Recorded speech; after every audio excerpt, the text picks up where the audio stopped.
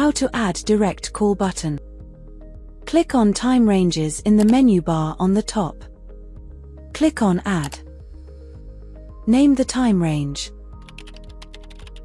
If you want to limit the hours, change the schedule.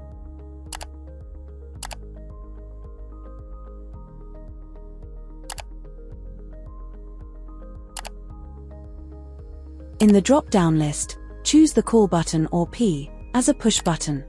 In the table below, uncheck all the boxes. Click on Save.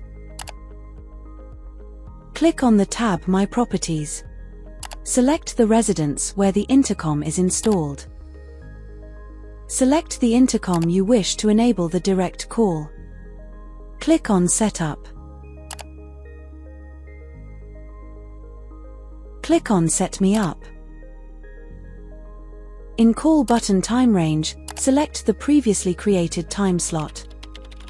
Enter the telephone number to be called when the button is pressed.